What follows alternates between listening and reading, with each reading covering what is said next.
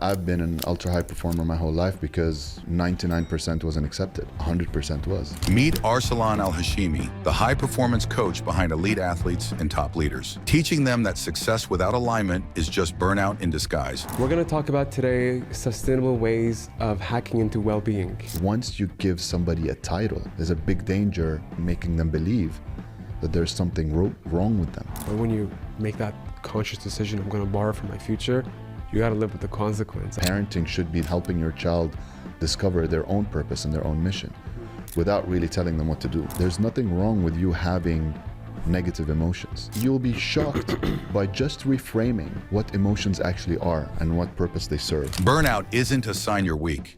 It's a sign you've been strong for too long in the wrong direction. That is probably the single most important aspect of living a sustainably less stressed out life and joyful life. So the opposite of chronic stress would be. Thank you all for joining, whether you're on a drive or wherever you are. I appreciate your time. Today's guest is a very special friend. We're going to talk about today sustainable ways of hacking into well-being.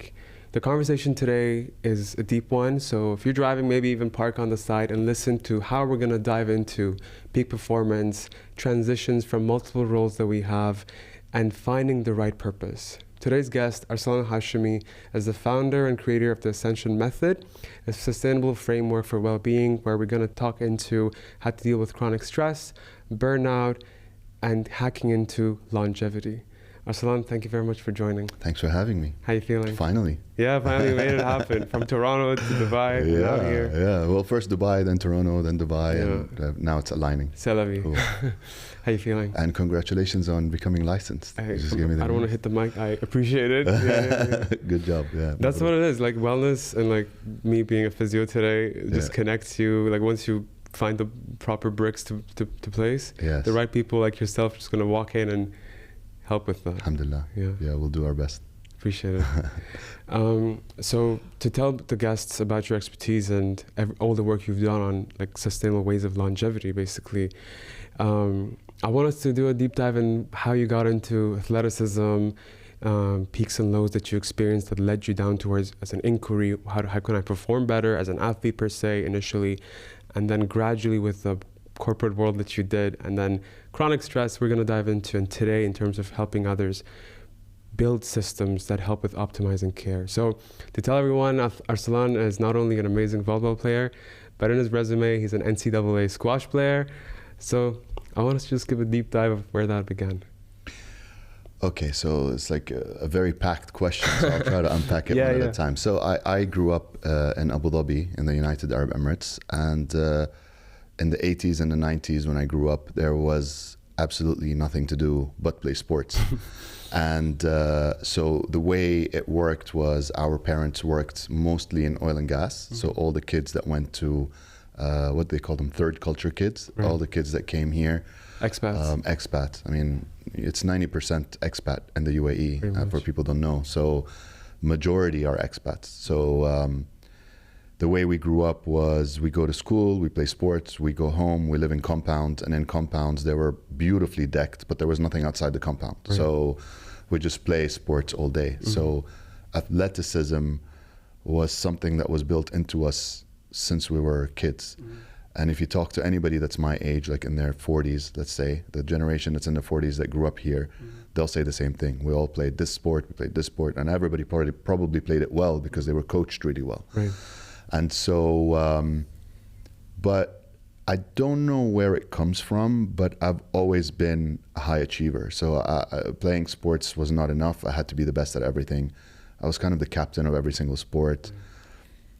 My dad was a tennis player, a very avid tennis player, and so he used to drill me in the court a lot. What do you think about Rafael Nadal saying goodbye? I don't know. All these guys are saying goodbye. It's weird because, you know, I'm at that age also where I had to say goodbye to a lot of things, and you know, I understand. It's such a emotional roller coaster that you go through.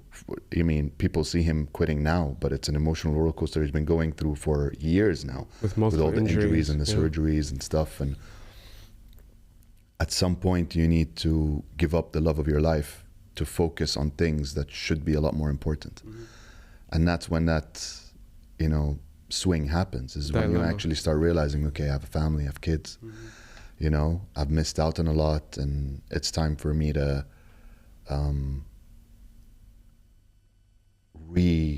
rearrange my priorities, let's put it that way, right? And the ones that are successful are doing that, because I work with professional athletes too, right? And a lot of my professional athletes are at the end of their career, so they struggle with the issue of purpose and reasoning and all of that stuff, and how can we find a new purpose, you know, because their purpose their whole life has been to be an athlete, which if they would have worked with me earlier, I would have kind of figured out a new purpose for them, and athleticism would be a mission within that purpose. And that's kind of the, I don't know if that's clear, but that's kind of the problem that most people run into, that feel like they lost their purpose. They didn't lose their purpose. Their mission in life changes, which is a very important classification to make, the difference between purpose and mission, in order for you to be able to live and pivot and move into phases of your life easily, easier than if you just kind of are completely attached to one purpose. It's like how you have your tunnel vision in peak performance, but you're also like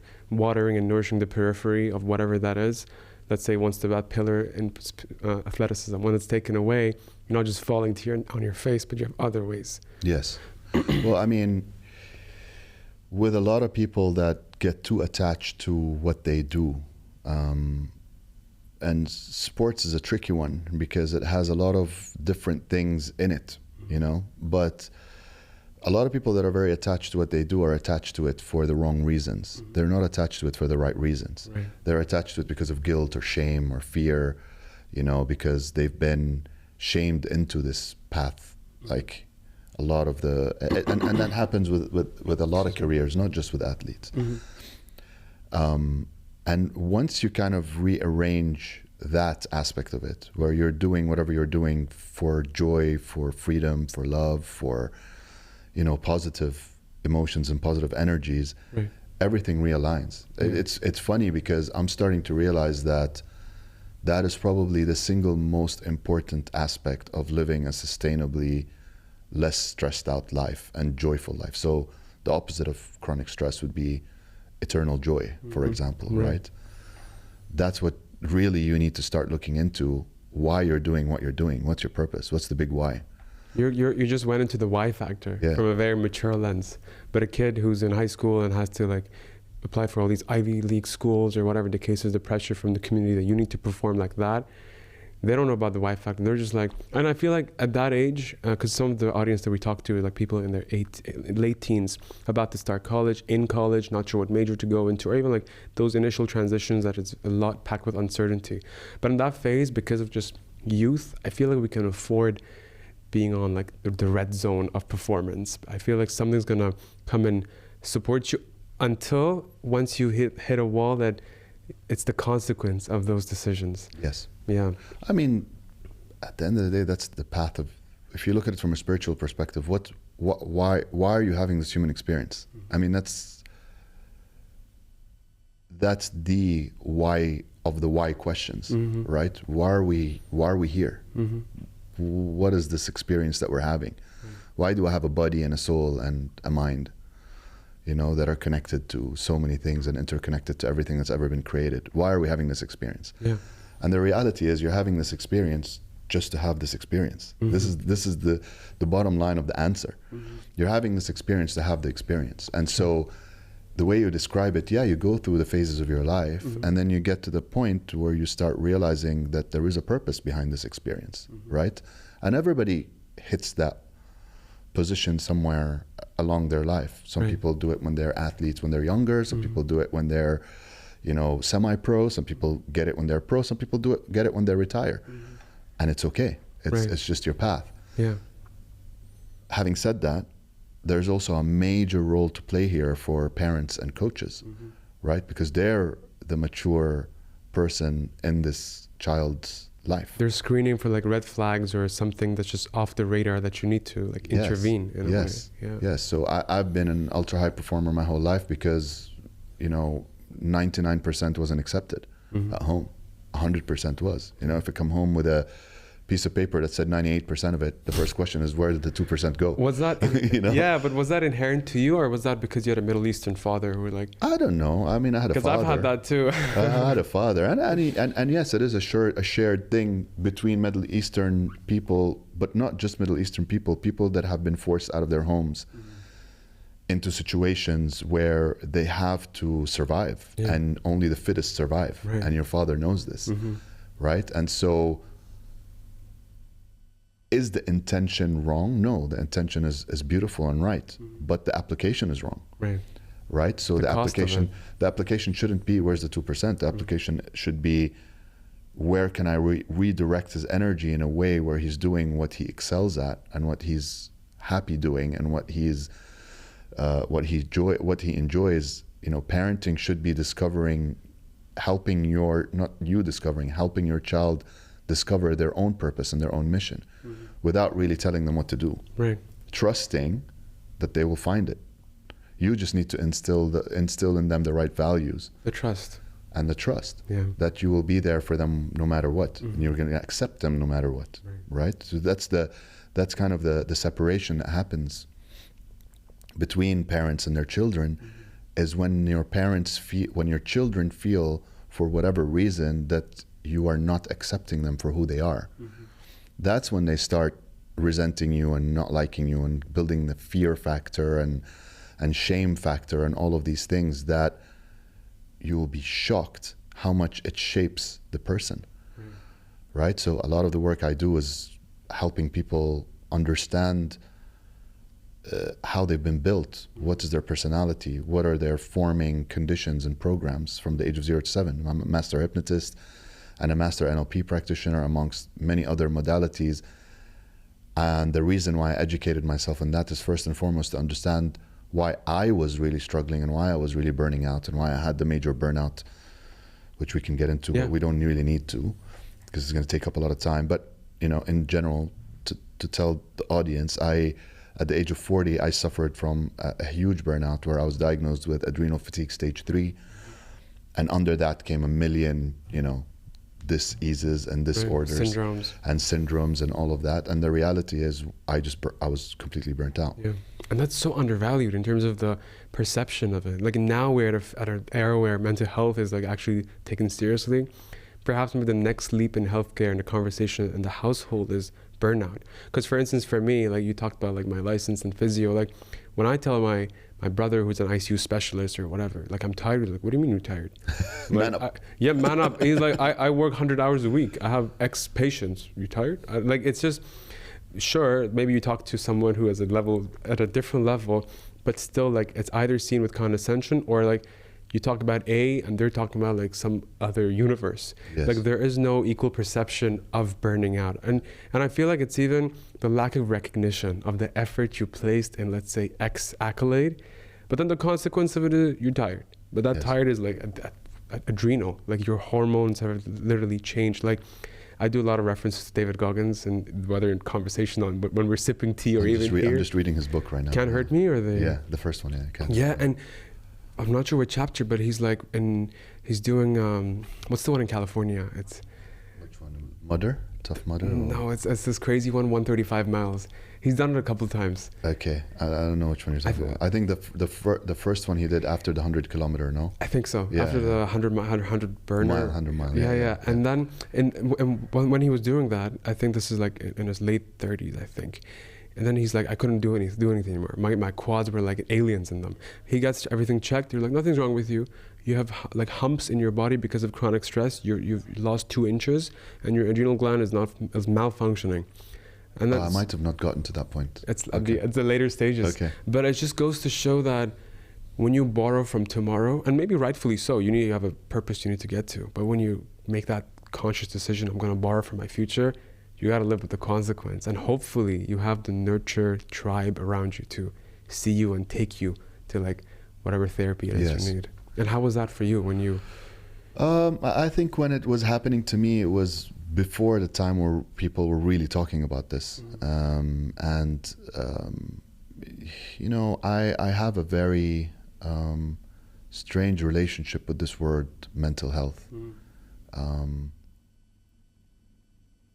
because I'm an anti-institution kind of person. You know, I don't like, I've been through the therapy, I've been through all of these things, and I just generally think they're very outdated.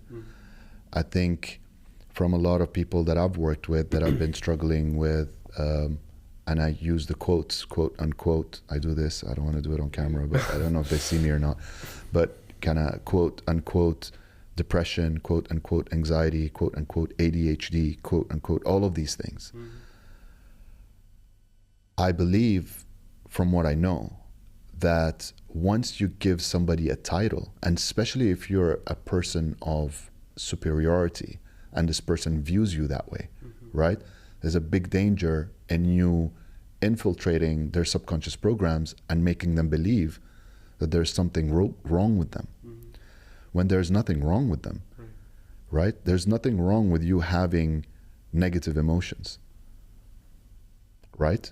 You just, you'll be shocked by just reframing but just educating people what emotions actually are and what purpose they serve, negative or positive. Notice I never say good or bad, negative or positive. Why are they in your life? Just educating people on that and making them understand that the fact that they have quote unquote bad emotions does not mean that they're bad or they are sick.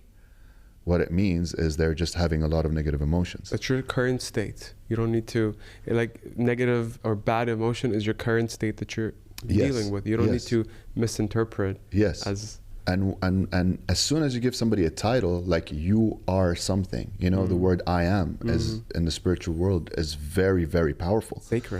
Sacred. Yeah. And everything you say that you are will come true and will manifest.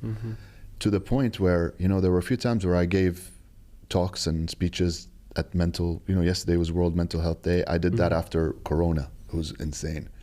To a room of about 150 people. Wow. And you will be shocked how many people are attached to their disease. Like, what do you mean I'm not sick? I am sick. The doctor told me I'm sick. No, you're not sick. You're living in an eternal emotional roller coaster inside your head that doesn't make you sick. If you think you're sick, you're making the problem 100 times worse. The reality is you just need to disconnect from these emotions, and how you do it, it has a system and a process to do it. And with your expertise, I really want the audience to benefit from woe is me mentality, like this is my real world. I have X syndrome, or I deserve to feel bad about myself. Sure, you have this reality that we need to handle, from medical care to other types of holistic wellness access, but also how can we deal with transitioning out of that to making the proper steps to bring you back to your optimized state?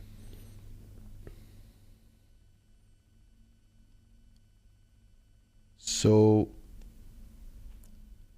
the Ascension Method, which you introduced at the beginning, is absolutely, for me, the epitome of how you go through this journey. And the 10 pillars. And the 10 pillars is the working structure within the Ascension Method. The Ascension Method is the philosophy, and that's what you're talking about.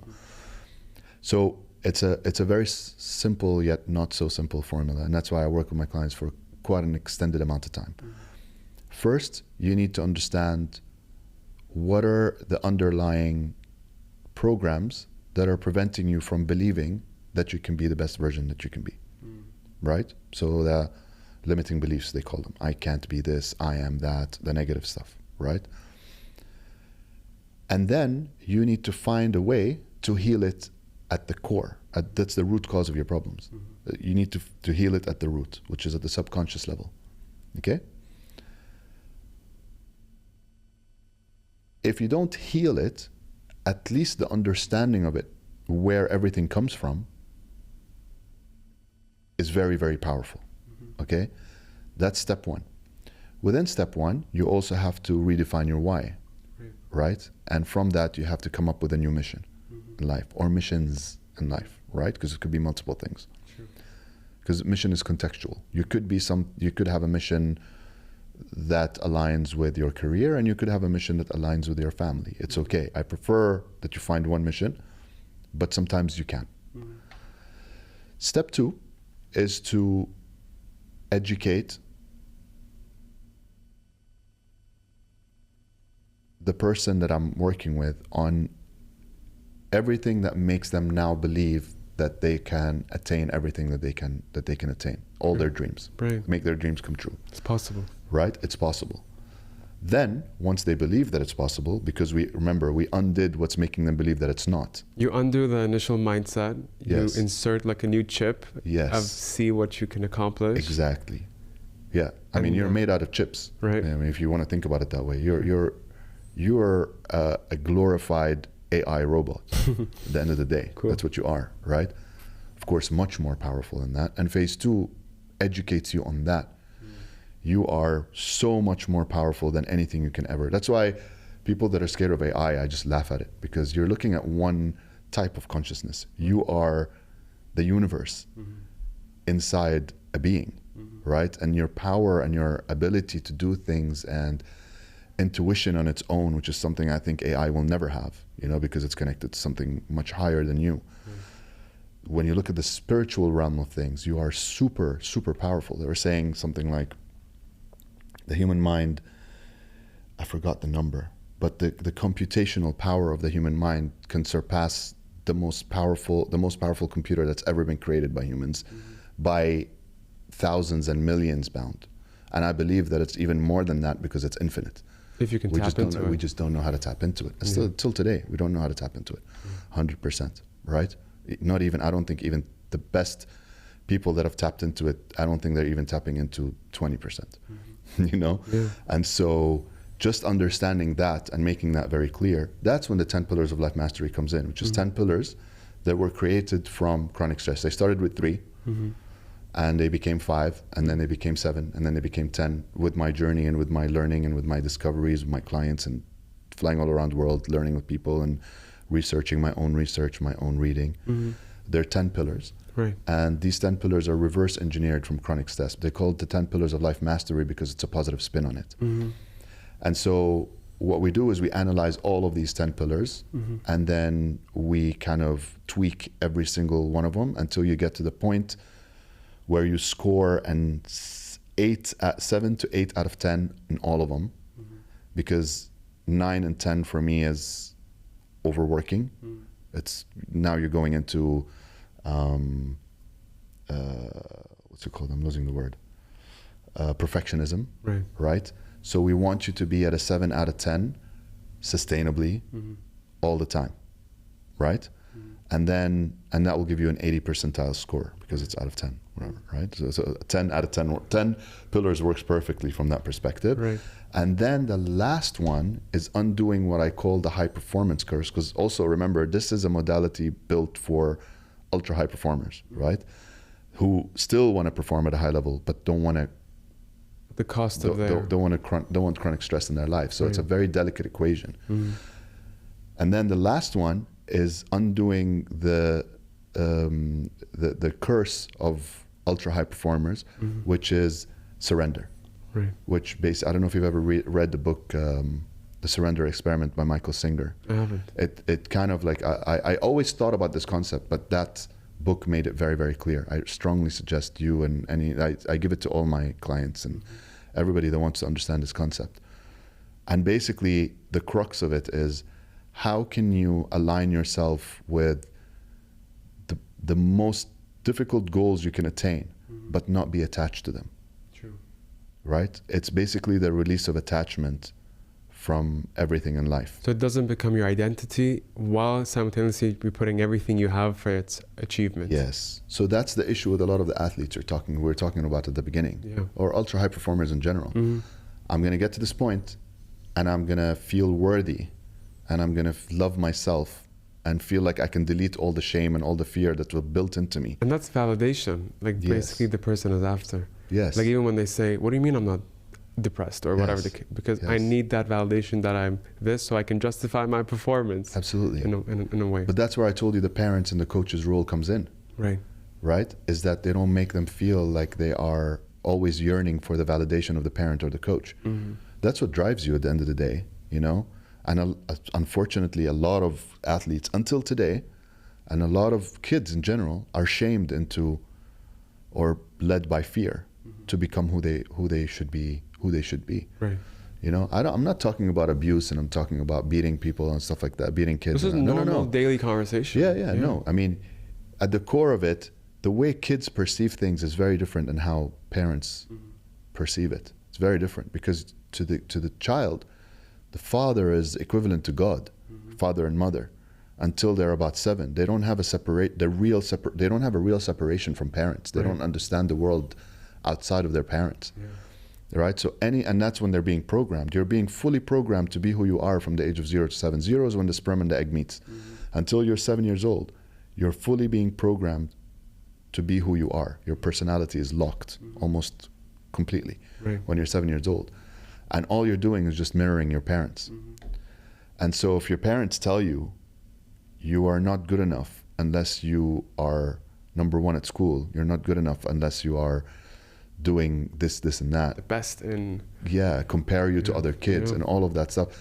They might not be doing it from... I'm not saying, again, that their intention is wrong. I'm just saying that the application of their intention is not conducive. Yeah, how it's being conveyed is not conducive to the child enjoying the process. Yes. Like, for instance, in my family, we have cousins who are musicians, but because the auntie wanted her child to play in the family assembly, you know, like, sure, it was every Sunday spent X hours playing the violin, but it wasn't the intent of that they wanted to do it. What's the family assembly? That sounds pretty intense. It's like the majlis, you know. Like, okay. Kind of so when the family gets together, the gathering, Well, like so they want to feel proud because their child is playing an instrument. Look at my child, and then the child had to spend 10 years miss out on their weekend, so they can play Beethoven. But it's just awful to put your child in that position if they don't want to. Yeah. But that's the thing, you know.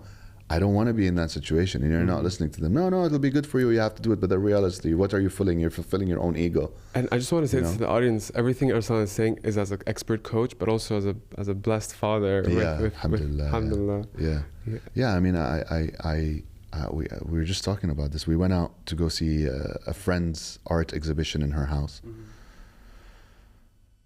and my daughter was with us, and it was like 6:30, 7 o'clock at night, and this woman, our friend, asked her, would you like some chips or would you like some chocolate? And Ayla, my daughter, was like, she's 6. She's like, no, I'm being healthy right now. I just want some water. And, you know, I didn't tell her to say that. Right. Reem, my wife, didn't tell her to say that. She just said it. She's observed it. Yeah. But Ayla's now we're very, very conscious of the fact that Ayla's moving into a different stage of her life. She's it's not just us she's mirroring anymore. So from the age of 7 to 14, you switch to a different mode completely, which is you start learning from your surroundings, from your friends, from your teachers, from stuff like that. You start absorbing more of that than what it is from your parents. And Ayla is at that stage right now, and it was so comforting that I felt like we instilled the right values in her for her to transfer that into when she meets other people, things like that. I mean, I don't know how long it's going to last. Yeah. But at least it's in there, you know. It's going to kick in at some point, right? You know, when she's older, she's always going to be understanding of the fact that she needs to take care of her health. And that's like the ripple effect when you like drop it in the lake, like the first circle, and then it's the same frequency but at a larger magnitude. And yourself and your partner, like having set those bricks for your daughter, like now it might shift and change, but the base frequency is the same at a different peak per se. And there's always somebody in the family line that will always be the person that's called the black sheep. So I wear this hat, right? It's always going to be called the black sheep. Right. And the reality is they're not the black sheep. They're just the ones that dare to be different. And they're actually the ones that should be revered because they're the ones that are going to create a change in the bloodline. They have the courage to say, I'm going to go this way. Yes. And kind of change the bloodline a little bit to hopefully something better, you know? And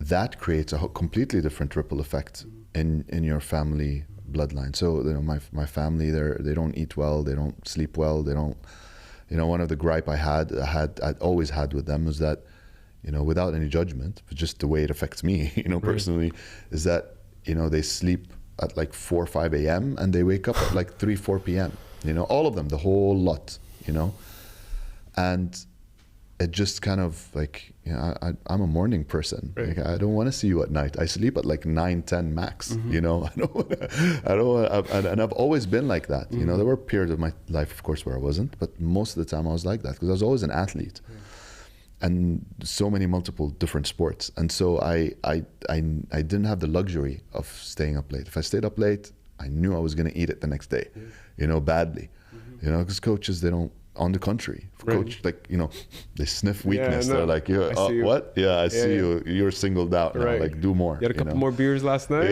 Exactly. Right. So there's always someone that appears in a lifeline. It's known. And they're always tormented. They're always tormented. You know, even like if you really think about the greats, like Prophet Muhammad, Isa, Musa, all of them, you know, all the prophets, they were always labeled as people that are outside of society, that do not conform to society, that were probably persecuted in their childhood and in their outcasted, you know. And the process of the outcasting is actually what led to them receiving a message, you know, downloading stuff. It doesn't matter what you believe. These people were downloading stuff. Like they were downloading huge amounts of information that were way beyond their capabilities of understanding, and then they had their own human experience with it and how they taught it, but they had to be alone and sidelined and all of that for years and years and years and years and years, you know, for them to be able to get to that point. And that's with any given mission. For you can ensure it starts perhaps with the manifestation, like the second phase of it is possible, but perhaps the phases after, in terms of like the steps you need to take, is building capacity for that to really come to fruition. Perhaps you need to meditate X hours for that to come to being. Something you mentioned, like today you've dedicated your life in coaching to going to the fourth decade, and I'm assuming it stemmed from your personal experience at the 40. I want us to, with your expertise, dive into the symptoms and signs listeners, even not in their 30s, even 20s, that we can watch for when it comes to burnout, or when it comes to this malaise or fatigue is not going away. I'm hydrating, I'm taking my vitamins, what do I do? Like, I'm sleeping.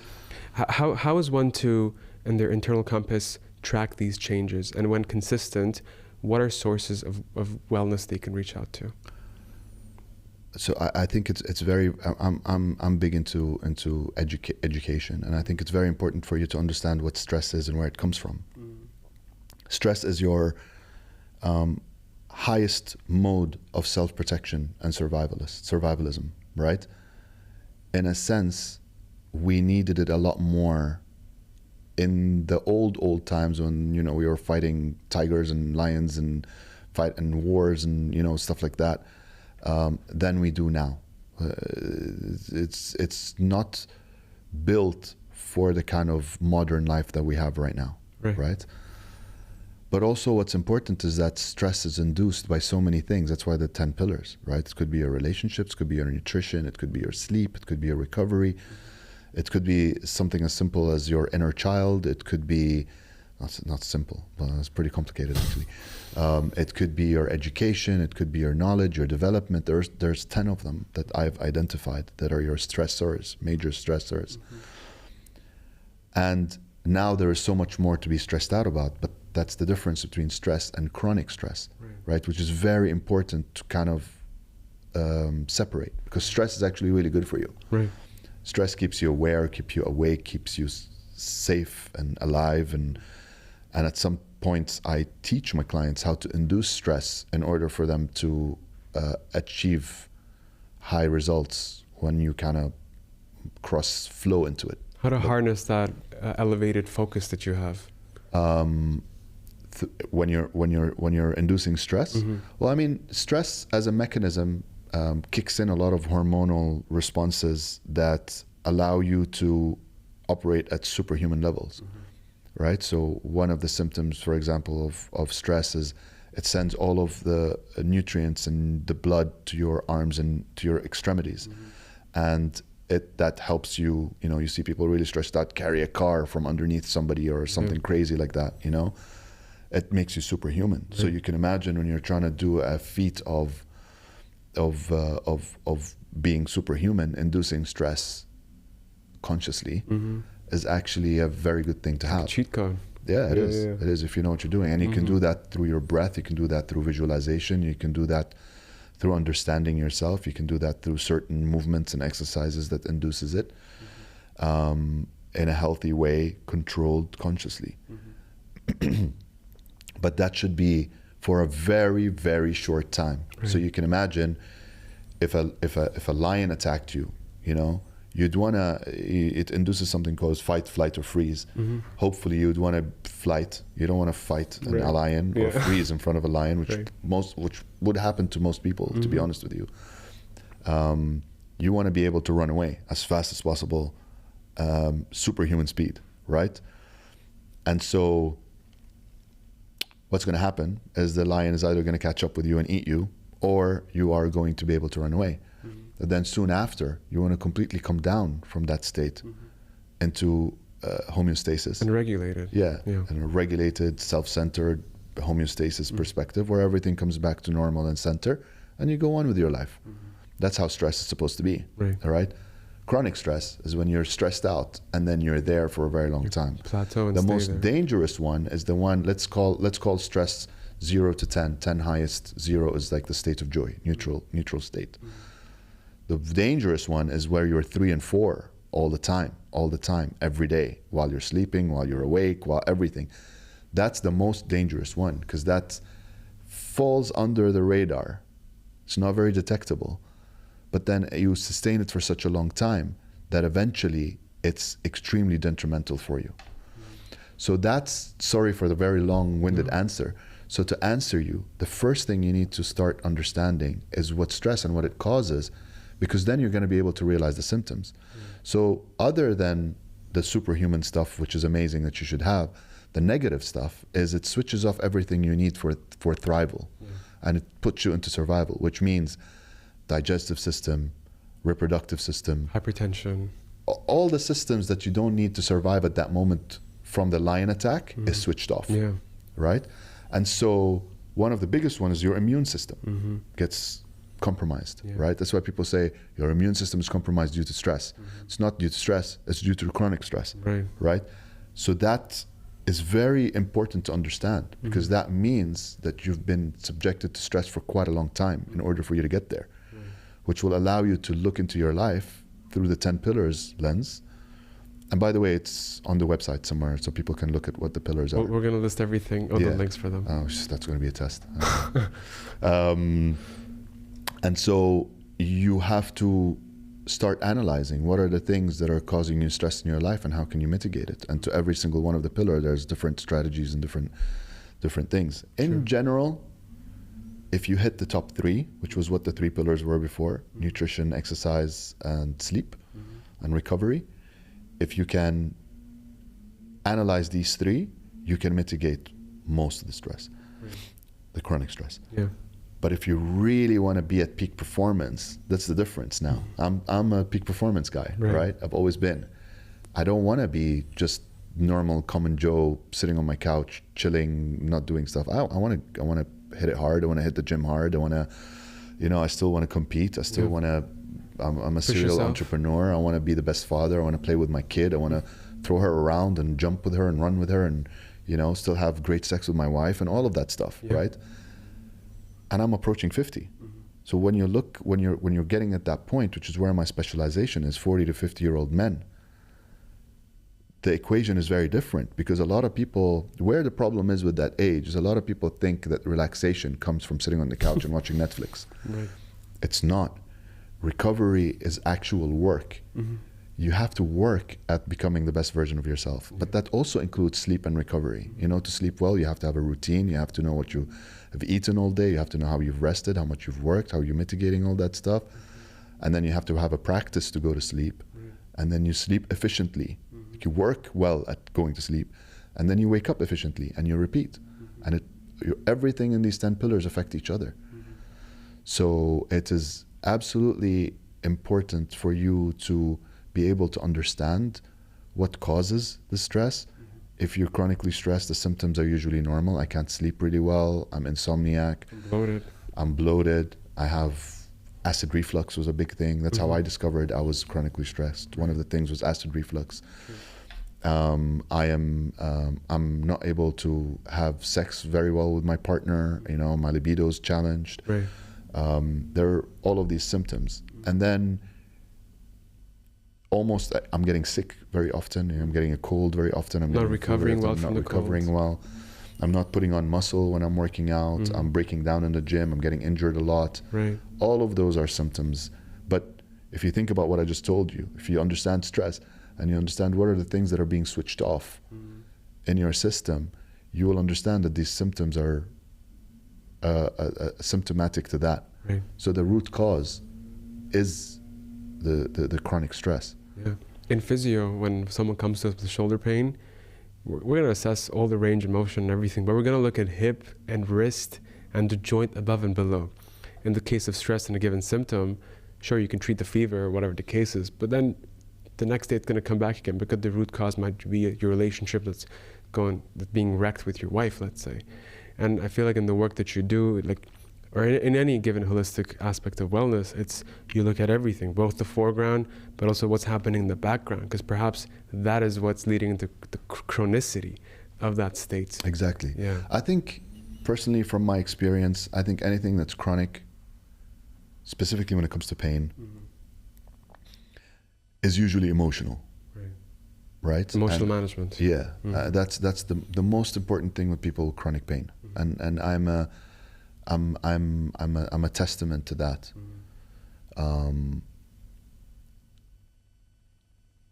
And to really think about how to heal that, it's also not so easy because a lot of the modalities out there are putting a Band-Aid on the problem. Again, the root cause of the problem is in the subconscious.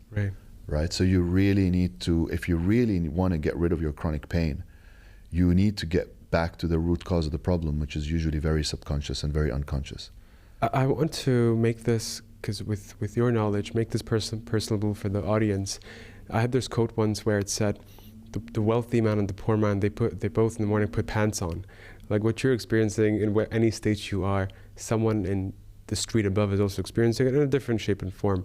But in your, of course, being confidential, but in your experience and with the clients that you've worked with, what is a common experience or a story that you think the average listener can benefit from? Because sometimes when we have pain, even chronicity, we're like, what was me? This is only me. Like you don't see that your roommate, your brother, your sibling is also having that silent battle. But once you open up on Reddit or whatever the case is, that there's a whole community of us, that us factor, that I'm not alone, but I can resonate with others, even eons away from me. You can take a deep breath and be like, it'll be okay. Yeah. And that kind of an encounter that you feel comfortable would be valuable to share. An encounter in what way? Where you mean where camaraderie kind of helped someone, or a memory perhaps of a coaching session that you held? I mean, there are so many. There is like, okay, I'll tell you one thing. For example, I worked with a client that had tinnitus. That's how you pronounce it, right? Tinnitus, but tinnitus. I think it's potato. Yeah, pretty much. Anyways, and you know, if any doctor, all the doctors he said told him it's a lifelong thing. We don't know how it happens. We don't know what causes it, and we know it's a middle ear thing, and you know, we can't cure you from it. We can help you with strategies to mitigate it, to mitigate it. You know, breath work helps, meditation, whatever, blah blah blah. Okay, this guy, it was an injury, so it was acute from a DJing incident. And why he came to see me was because he wanted to become a pianist. He was far in his journey of becoming a pianist, and he was like, there are all these, like, dude, this guy tried ayahuasca, he tried everything, you know. And I was like, okay, you know, sometimes I'm put in a position where I could start thinking in a limited way, but the way I practice is I believe I don't believe that there's anything wrong with the person in front of me. That's the first place I put myself in, is that there's nothing wrong with them. There's a dysfunction. Can you repeat that? When you have pain, there's nothing wrong with you. Yeah. Yeah. There's nothing wrong with you. There's a dysfunction. That's where the word, we can get into the philosophy of wrong and good or bad and all of that. Is I believe in stoicism, and I believe in a non-judgmental perspective of life. But in my practice, it's helped me a lot. And for all the coaches, and I coach coaches and stuff like that, it's one of the main things You're I like teach a them. real life Marcus Aurelius. No, you have to put yourself in a position where there's no good or bad whenever you're dealing with a client or a patient, because if you do that, then you're entering this world in a subjective way, not in an objective way, and it makes you zoom into something. It makes you narrow-minded, and it doesn't make you open-minded, and you're not able to actually listen or come up with the right solutions for this person, because that's why you go to a doctor, they have 15 minutes, you tell them a few symptoms, they're like, oh, you have a cold, take this, blah, blah, blah, go. Okay, you know, it could be a million other things. How many times you go to a doctor and you go to the same doctor and then you go to another doctor and then you find out that it has nothing to do with what the first doctor said. It's because they're so narrow-minded, right? Yeah. So when this person sat with me, I was like, okay, I'm not going to think about the tinnitus. I'm not going to even think about anything. Let's just help him become the best version of himself. If you help people do that, everything else will go away. That's what I believe, right? Yeah. And so we started working on him restoring his self-belief, understanding what his limiting beliefs were, and we did a lot of deep work. And by the way, he's in another country. I'm not going to say the country, but he's in another country, because I think if I say the country, people will know who he is. Right. He's in another country, and I'm here, so we're working on Zoom. There's also that barrier of self-belief within me also, you know, like, okay, this person's not in front of me, he's on a screen, is this going to work? You also having your own stories that as a person that's trying to help somebody, that you also need to mitigate, like all of these fears and whatever that's within you also. And so on the fourth day of really deep work, I get a voice message from him at 3:30. No, this is promise, hand to God, right. Okay? He tells me, I'm freaking out because while I'm sleeping, I can feel something happening in my ear. And I know that it's something positive, but I'm just freaking out because I feel it, like there's something happening in my ear. And, you know, I wake up the next day, I see this message, I'm like, holy shit, you know, what's going on? Like, this is scary, you know? I'm like, you know, just chill. Let's just go and happen, whatever. So after we finished the work, he's like, bro, the tinnitus is almost not there. I don't hear it anymore. I'm like, okay. He went and he tested. It went down to like 5% or something like that from what it was before, which was like 85, 90%. Yeah. It was a very troubled case. And so this is something, and I have so many of these stories. I could tell you hundreds of these stories where people come in with symptoms that I wasn't really focusing on. So I'm not telling them, okay, let's work on the tinnitus, you know, or let's work on your eyesight, or let's not work, like crazy stuff, right? Yeah. But as a result of them letting go of the things that were said to them that are part of your identity, like we're talking about before, you have tinnitus, you are this, you are whatever. No, whatever you have is a symptom of something deeper. Yeah. And if you can find what that is, that symptom will go away. You don't need to work at the symptom. You need to work at the root cause level rather than the symptom. And then the symptoms will go away. I'm getting goosebumps here. Yeah. Do you know about Wayne Dyer or his work? Yeah. And he has so many books, and like all the books that he does, like the focal point is I am. Yes. And like the mantras that he also like teaches is like, I am peace, I am wellness, or whatever the case is. Yes. And it's like, I was talking to this friend of mine, and we had this deep conversation, like it went to like hours. And after the next day, both of us were like, we couldn't stand up. Like we're just so exhausted.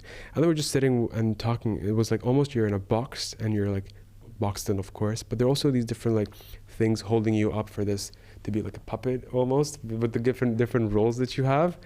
When someone with expertise, like the coach, the parent that has that like introspection within themselves, that comes and helps you deconstruct that chip, let's say, when they take it off and your arm falls, it's finally like you can actually like be who you are, like beyond the facade of whatever it is you've like instilled, or like people have instilled within you. Yes. There is nothing more beautiful than you getting to the point where you are who you truly are in all aspects of your life. Mm-hmm. That alone, if anybody can reach that point in their life, that alone is one of the highest levels of you understanding what your purpose is. Mm-hmm. And truly being who you are, because we're all unique. We're all here for whatever reason we're here, right? We're all feeding back into the loop of collective consciousness. Right. We're all, a soul that's trying to experience something that's part of the cosmos, part of the collective, part of the collective consciousness, mm-hmm. right? And the crazy thing about the human experience is that we're consistently taught to not be that. Consistently, every single part of development that you're being developed, people are telling you who you are is not right, and you need to be this, you need to be that, you need to learn that, you need to learn this, you need to learn that. And most of the time it's very, very rare. That's why these super geniuses of whatever they are, they're not they will tell you we are not super ultra, we're not superhumans. All we are probably are people that are true to what we believe in, and we don't have any restrictions to the experience of what makes us unique and what makes us special. Mm-hmm. We don't have issues with it. Right. We don't have issues downloading. We're connected to our higher self. Right. There's no layers between us and our higher self that tells us can't believe I'm this and I'm not this, that, and I'm not that, and all these things I told you have to undo at the beginning in your journey of transformation. It's like the layers of an onion. You need to kind of peel them, and then eventually you are exactly who you are and not who you are not. Mm-hmm. Right? That's why the I am is so powerful. Mm-hmm. I am, most people are living what they are not. Yeah. And all these what you are nots are stories that have been told to you as a child and as you're growing up that do not belong to you. That's why people describe it vibrationally as they usually feel like there's this weight on your shoulders. Nobody really thinks deeply about what that means. Mm-hmm. What that means is that you're literally carrying weights on your shoulders. But what that also means is that it doesn't belong to you. These are not your shoulders. The stuff people put in it. The way I describe it is you're born and you're given a backpack, right? And then you're walking around with this backpack, right? That says, this is who you are, this backpack. Even that backpack doesn't belong to you, mm-hmm. right? And then you walk around and your father puts a big rock in it, and your mother puts a big rock in it, and your brother puts a big rock in it, your sister, your teacher, your I don't know who, your friends, blah, blah, blah. You're going to university or you're getting out of university. By that time, you have this like super heavy backpack, and it feels like, moving through life with this thing.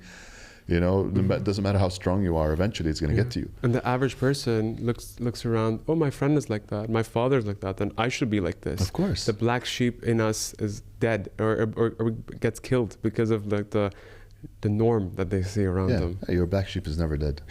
You gotta look. Your black sheep is just covered in boxes and boxes and boxes of it not being allowed Put the dust away, it'll come back. Yeah. It just needs to break through. Right.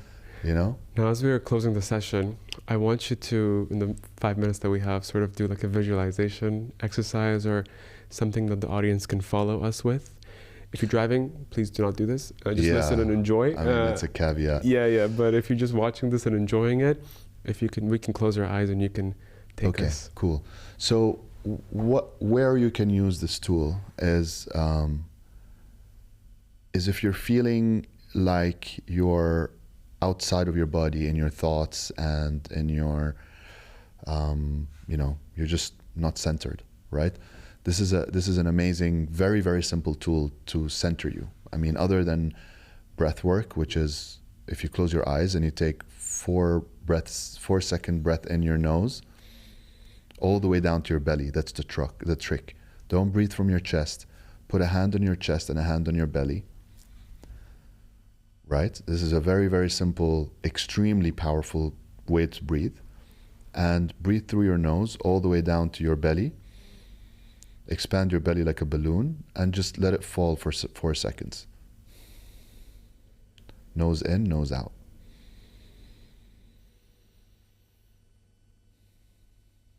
And as you're doing that, just kind of like look at the areas in your body that are very tight. So start with your eyes and kind of just let gravity do its work.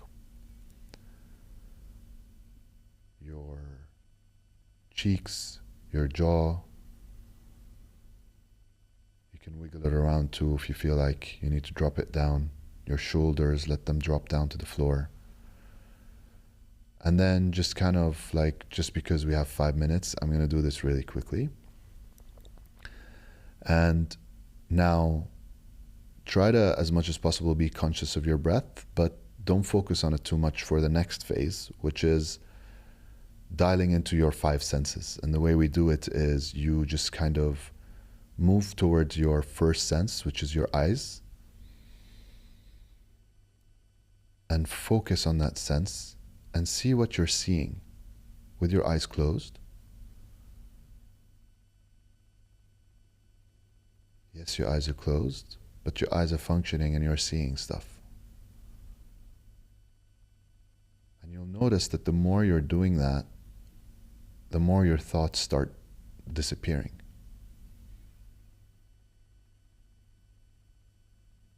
And you can keep doing that for a bit. But for now, let's switch to another sense, which is the sense of smell, which is a peculiar one because we don't usually use our nose to smell unless we really want to smell something. But just every time you take a breath, really take a big whiff and try to smell different things in the room. You might be smelling your own perfume or whatever else is around you. But really hone into that sense and try to smell even more. And try to identify what your nose is smelling, what the sense is sensing. And you want to spend a little bit more time, but for now, let's move to the sense of taste.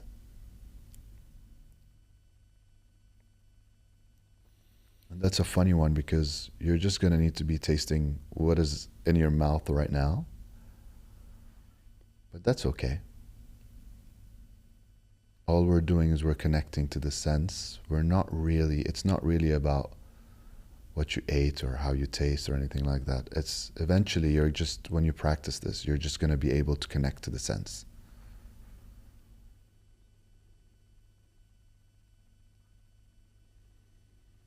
You want to spend some time there and then move to the sense of touch.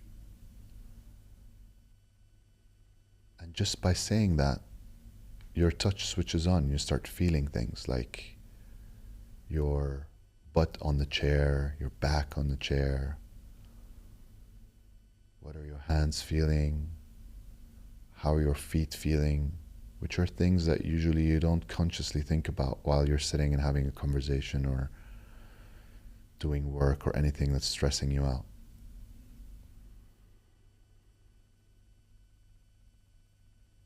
Also, while you're doing that, get back in touch with your face and your shoulders and make sure that you are relaxed and not tensing up anywhere. And then finally, move to the sense of hearing. And try to really hear what's going on around you. And play around with it. Be like superhuman, like Superman. Try to listen to everything in the room and even outside of the room.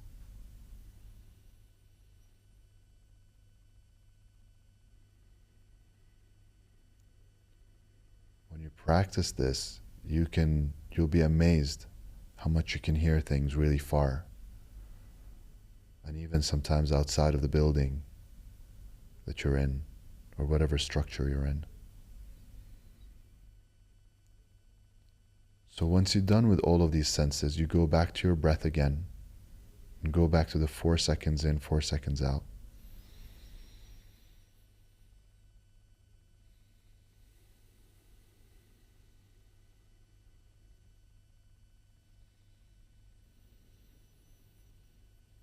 Focus on letting go of all the tension.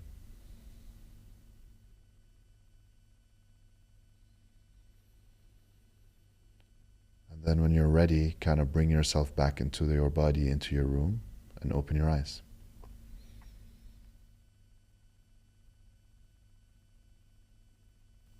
I see everything in HD now. Yeah. Yeah. Yeah. But that brings you from being outside in the ether and with your thoughts fragmented and fear and anxiety and stress and everything, brings you back to your body and makes you feel safe in your body. And as soon as you do that, you switch on to things consciously, you and your body are back at home again. I feel like this is the antidote to a lot of the, not the antidote, the opposite of a lot of the meditations that are taught that teach you to go out into the ether and whatever. There are times Separation. where, yes, exactly. There are times where you really need to come back to home and feel comfortable at home. I think it's a very important thing to do. Unifying that body, mind, soul. Exactly. Exactly. I know you do a lot of workshops, and so where can people know more about your story, attend the workshops, and just find you? And I mean, you can tell them about your own podcast too. Yeah, so I have a podcast called Stress to Joy. It's we're shooting season 3 at the moment, which I'm really excited about. Yes. I think if I'd be able to do anything in my life for the rest of my life, it would be podcasting. Cool. I love podcasting. I've always loved podcasting. And to reach me, you can reach me on our company website, which is www.theascension.co, and everything, all the touch points are there, all the social media, and even Stress to Joy, everything you can access through there, and you can message me directly on there too. Beautiful. Arsalan, thank you very much. Thank you. Appreciate you. Thank you, bro.